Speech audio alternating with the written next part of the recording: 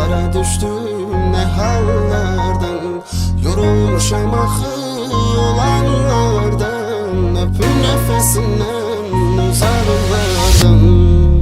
Yayılıb aləmə fəryadım harayım, bir ümidim olsun her zaman arayım. Oxşayım telini saçını darayım, öpüm şirin şirin yanaqlardan. Ne bilsin ağlamaq çarəmi, həllimi, öləcəm qalacam bu səncə bəllimi. Şair qadınısan alım təsəllimi, sətirlərdən varaqlardan. Küsüm həvəsimdən dodaqlardan, ne hallara düştüm, ne hallardan. Yorulmuşam axı olanlardan, öpüm nefesinden uzaklardan. Keçim həvəsimdən dodaqlardan, ne hallara düştüm, ne hallardan.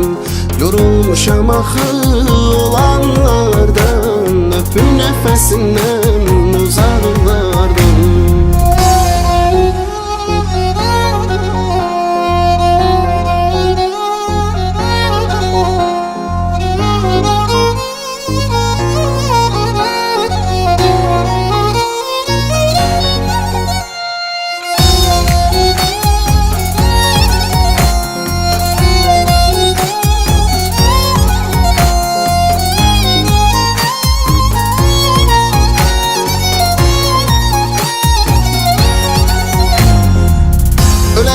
Yolunda qırmaram xətrini, adınla bəzədim şeirimin sətrini.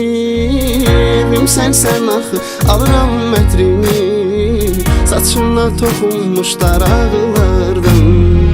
Bir sor ömrüm mənsiz sən tək necə qaldın, ölüm qollarında sən qəlbimə doldun. Vazgeçilməz oldun, sən nə doğma oldun, hayatıma gelmiş qonaqlardan.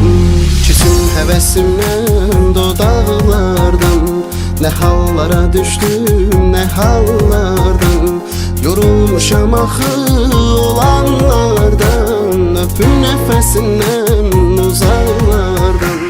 Küsüm həvəsimdən dodaqlardan, ne hallara düştüm, ne hallardan.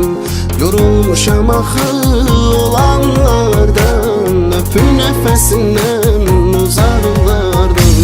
Küsüm həvəsimdən dodaqlardan, ne hallara düştüm, ne hallardan. Yorulmuşam axı olanlardan, öpüm nefesindən uzaklardan.